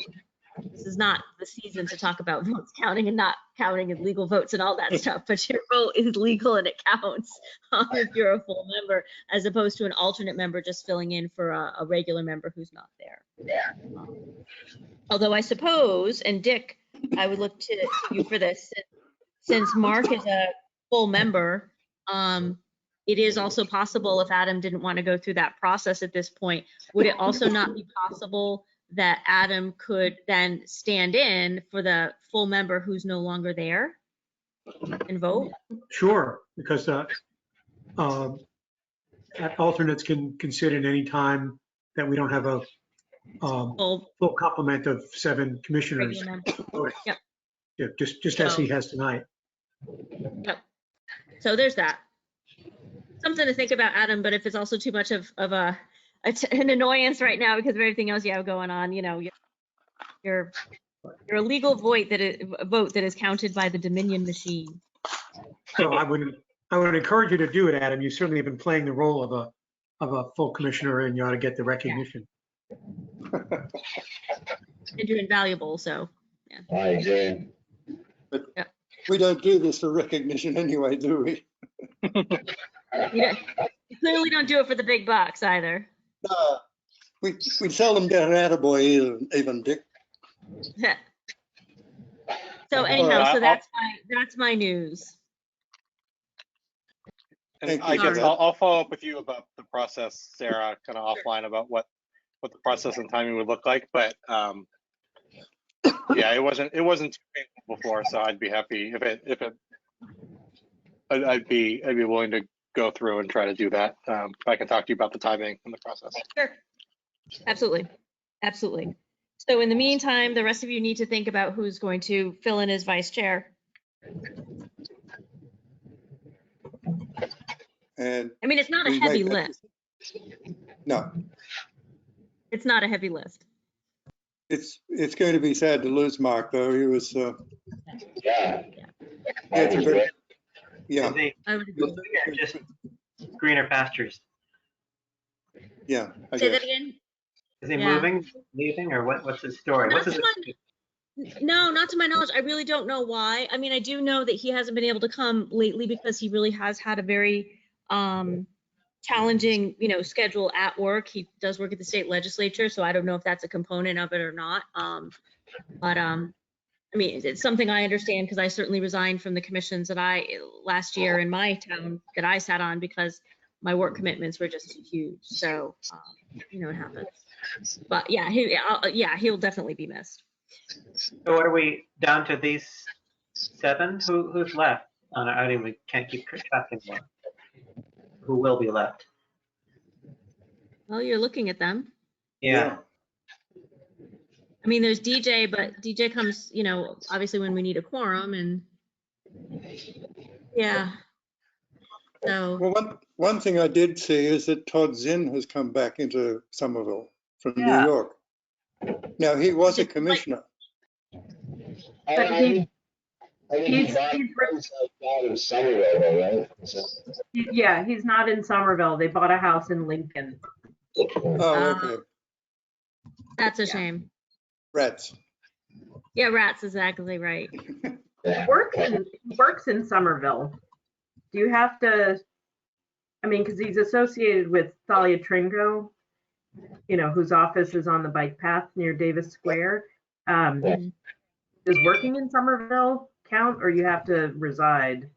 I think you've No, got to there is, reside. you have to reside here. There is one, I believe it's an alternate role that is available for an out-of-towner, and that was designed, I believe, specifically to give a perspective, right?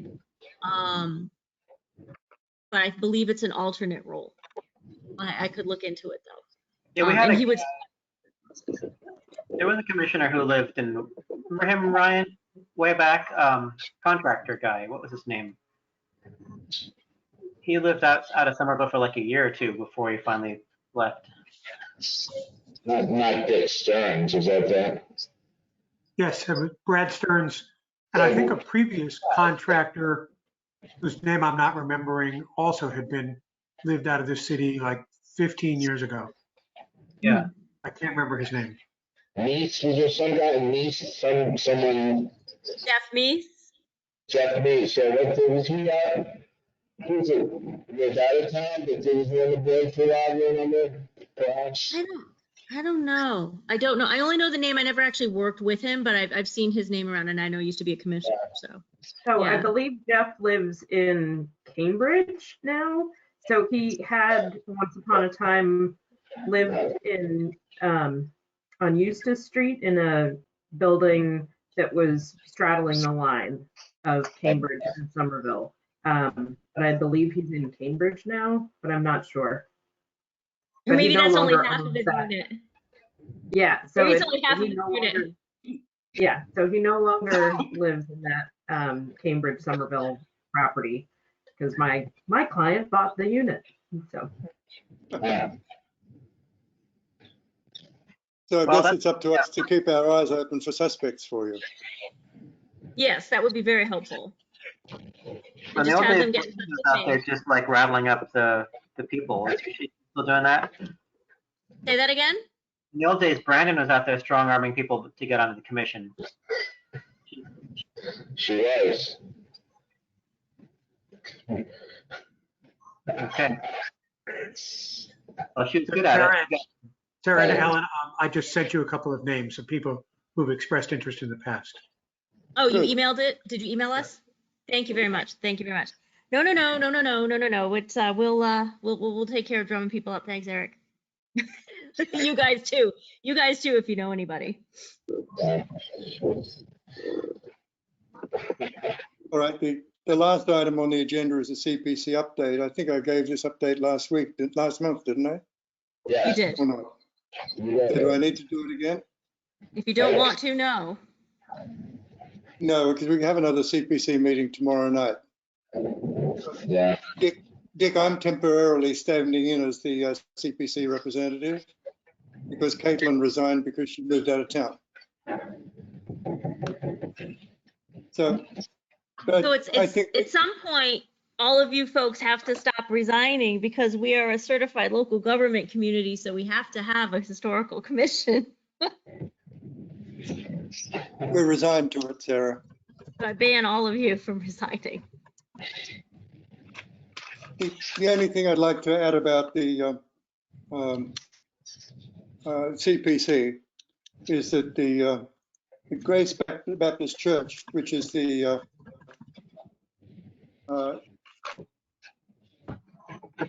came in, and it's basically the Hispanic church. They came in with a whole bunch of other things that they didn't come before the commission on.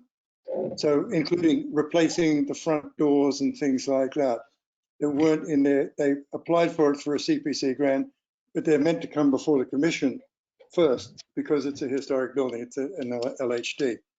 So they got approved basically for things that the commission had reviewed, but they were denied things on the commission hadn't reviewed and told they had to reapply. So basically that's, I think, the only great revelation that came out of the whole thing. Sarah and I looked very closely at a number of different things that were proposed. I think the interesting one also was the Broadway Winter Hill Congregational Church bell tower, which we know is on Winter Hill, that beautiful big stone bell tower. And they wanted to replace the part of the roof with faux slate they've now agreed to do it with proper slate. Because that is not only on our register, but it's on the national register. So they're doing that as a proper job. So, but basically everything else went through pretty well, I think.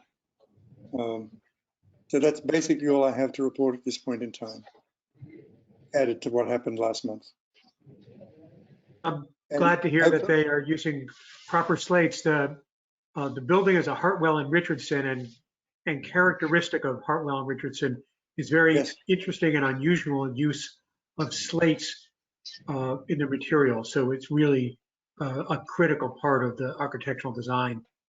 Absolutely. So, Absolutely. And even though where they wanted to replace was high up, it wouldn't work. It had to be done right. And they understand that now. But we did have a bit of a reckoning with a couple of them. But it's sorted out. Hasn't it, Sarah? Yes, it has.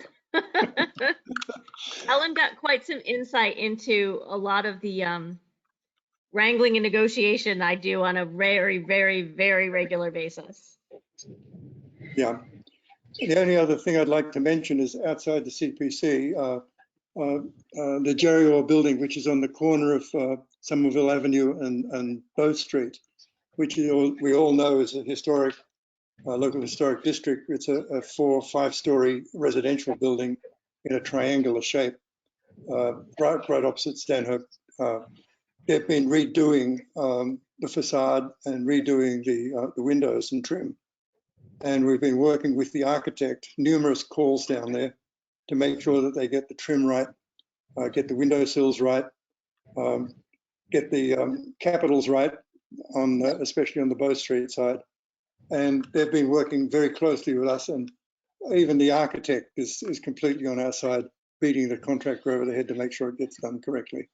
So that's something that we've been monitoring very carefully, haven't we, Sarah? And I have to thank Alan, yes, and I have to thank Alan for being my feet and eyes on the ground and being willing to do that, you know, with me living so far away. It's not necessary, and I certainly won't meet anybody in person during COVID. And Alan, I just want to say for the record, you should not feel obligated to do that. But if you feel safe, I very, very, very much appreciate it. But I think Alan, building. well, I think Alan also saw me be very politely direct about how they had to correct some mistakes. Yeah, nice work on that. Thanks, Sarah. Quite something of a building, yeah. It really is. Yeah. So, and it was a bit of a hodgepodge, and it was literally held together with what they call construction paint places. Yes, exactly. Structural paint. Exactly. Exactly. Yeah. So that's it. Just to let you all know, on as of the end of business Thursday, I will be on vacation until after New Year's, mercifully. You get vacation? I know. I'm still carrying over 144 hours that I didn't use this year, but whatever. So I will maybe occasionally check email, but I'm going to really try very, very hard not to. Obviously, there's an emergency, you can call me. But and Alan, you know how to get a hold of me. Dick, you know how to get a hold of me and stuff like that. Just let me know. But I need to work on my tan. Because if you notice, the color of my skin is literally the color of the wall behind me. Same color as Dick's beard. And that's called feather down, okay? Yeah. So just FYI, if you're not hearing back from me very quickly. Okay. Just enjoying a very well-deserved vacation. Yes. Thank you very much. Thank you very much. We've all had a tough year, and everybody's really risen to the occasion. Awesome, as you always are, but even more so now. We appreciate what you do. Believe it or Well, not, thank you we very really do much. appreciate what you do. Thank you very much, and I appreciate And I'd all like of to you thank and your every patience with me as well. one of the commissioners for a great year. Thank you so much, and wish you a happy holiday, Hanukkah, Christmas, whatever it is you choose to celebrate. Thank you, and you all as well. Guys, thank you, Alan. Nice job. Happy holidays. Do Adjourn? we have a motion to adjourn? Motion to Adam is adjourn. moving to adjourn. Is this seconder? I'll second it. I will second. Okay, Oh, everybody raises their hand now. thank you. Meeting's adjourned. Thank you, everybody. Happy holidays, everybody. Take it easy. Be safe. Yeah. Bye. Stay Thank well. you. Stay well. You too. Bye-bye. Bye.